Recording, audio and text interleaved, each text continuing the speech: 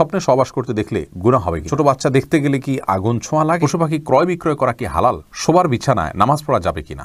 কোরআন মজিদ কি শুয়ে শুয়ে পড়া যাবে? নবজাতকের বমি কাপড়ে লাগলে নামাজ হবে কিনা? মুরগি একাই জবাই করতে পারবে কিনা কারো হেলথ? মাগরিবের সময় ঘুমিয়ে বা শুয়ে থাকা বা খাওয়ার বিধান সম্পর্কে জানতে চাই। এমডি জাহিদুল ইসলাম জানতে চেয়েছেন, ছোট বাচ্চা দেখতে গেলে কি আগুন ছোঁয়া লাগে? না, এটি কুসংস্কার। ছোট বাচ্চা দেখতে গেলে আগুন ছোঁয়া লাগে, আমাদের অনেক ভাই বোন এমনটি মনে করেন, যেটি ভুল। সাইফুল ইসলাম জানতে চেয়েছেন, নামাজের প্রথম রাকাতে আউযুবিল্লাহ বিসমিল্লাহ সহ সূরা পাঠ করে প্রথম রাকাত শেষ করলাম, দ্বিতীয় রাকাত কি পুনরায় আউযুবিল্লাহ পাঠ করতে হবে না বিসমিল্লাহ পাঠ করলেই হবে?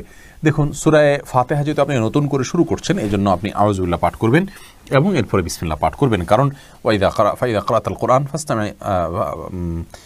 ফার্স্ট আইযুবিল্লাহি মিনাশ শাইতানির রাজিম, আল্লাহ তাআলা বলেছেন কোরআন যখন পাঠ করবে তখন তুমি আল্লাহ তাআলার কাছে আশ্রয় চাইবে শয়তান থেকে। এই জন্য প্রথম রাকাতে আপনি সূরা ফাতিহা পাঠ করেছেন, এরপরে আপনি রুকু করেছেন, সিজদা করেছেন, তাসবিহ পাঠ করেছেন, অনেকগুলো কাজ করেছেন, আবার নতুন করে আপনি তেলাওয়াত শুরু করছেন, যার কারণে আপনি এখানে আউযুল সূরা দুইটা পাঠ করবেন।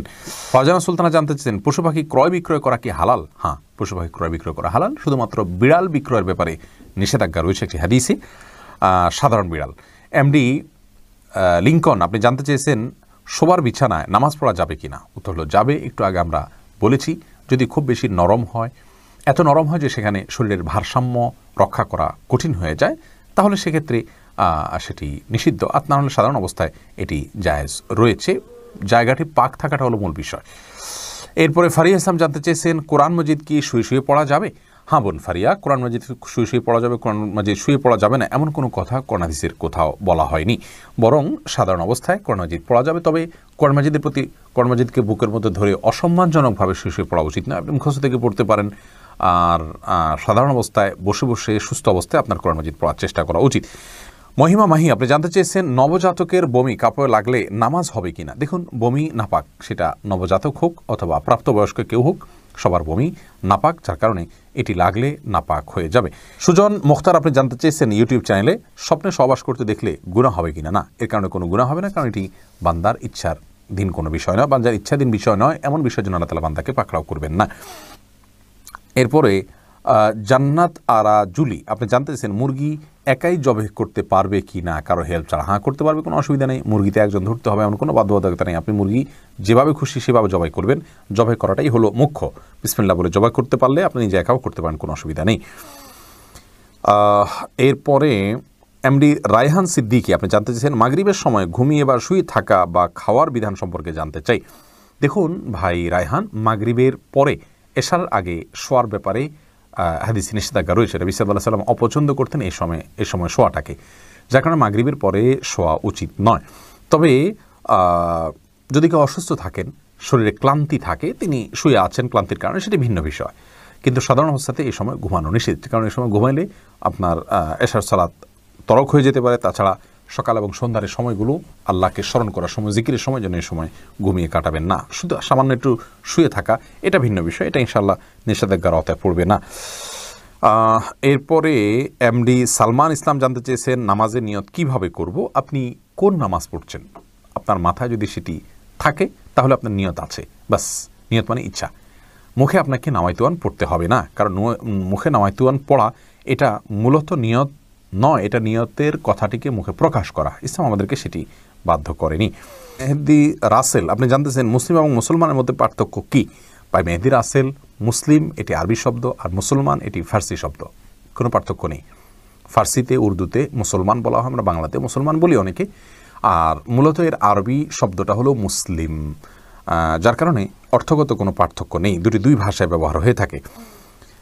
মতিয়ার রহমান আপনি ইউটিউব চ্যানেলে প্রশ্ন করেছেন, বিবাহিত মেয়েদের নাম স্বামীর নামের সাথে যোগ করে রাখা যাবে কিনা? এটি ভুল একটি প্রচলন। যে কোনো মেয়েদের নাম, ছেলেদের নাম যাই হোক, নামের শেষে তার বাবার নাম, তার দাদার নাম, তার বংশের নাম থাকবে। স্বামী তার স্ত্রীর নাম যুক্ত করা বা স্ত্রী তার স্বামীর নামকে নামের শেষে যুক্ত করা এটি সঠিক নয়, কারণ এটি চেঞ্জেবল জিনিস। নাম এটি পরিবর্তনশীল কোনো বিষয় নয়, যার কারণে বাবার নাম শেষে যুক্ত থাকা উচিত, স্বামীর নাম নয়। ফাতেমা বেগম জানাচ্ছেন, গরুর গোবর কি নাপাক?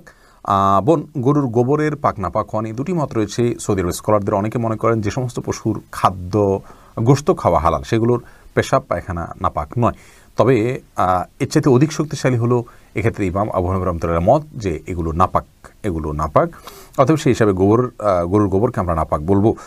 মহসিনা রিয়া, আপনি জানতেছেন মানুষ কল্পনা করতে ভালোবাসে, কিন্তু কোনো রকম কল্পনা করলে গুনাহ হবে। দেখুন, যেই কল্পনা মনে করুন কোনো পুরুষ কোনো মেয়ে মানুষকে নিয়ে, কোনো মেয়ে মানুষ কোনো পুরুষ মানুষকে নিয়ে যদি কোনো কল্পনা করেন বাজে কল্পনা, তাহলে সেটি নিষিদ্ধ এবং হারাম।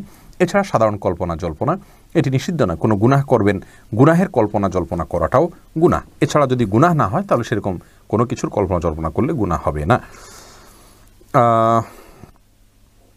এরপরে এমডি জুয়েল রানা জানতে চেয়েছেন চেহারা তিল আছে, রিমুভ করতে চাই, জায়েজ আছে কিনা? ভাই জুয়েল, চেহারার যে তিল আছে এটা যদি আপনার জন্য বিরক্তির কারণ হয়, অস্বস্তির কারণ হয়, আপনি এটা রিমুভ করতে পারেন, ইনশাআল্লাহ এটি কোনো গুনাহের কারণ হবে না।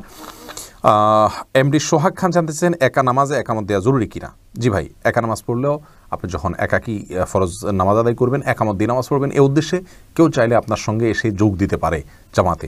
আমরা কিন্তু এটা অনেকেই জানি না। কেউ যদি নামাজ শুরু করে দেন একা একা, তিনি যদি জোরে জোরে তাকবীর বলেন ইমামতের নিয়তে, পরবর্তীতে কেউ এসে তাকে টাচ করে তার পাশে দাঁড়িয়ে জামাতে শামিল হয়ে যেতে পারে, যে কোনো পর্যায়ে, যে কোনো মাঝামাঝি পর্যায়ে এসেও শামিল হয়ে যেতে পারে। তাহলে সেক্ষেত্রে তারা উভয়ে জামাতে সালাত আদায় করার সওয়াব পেয়ে গেলেন।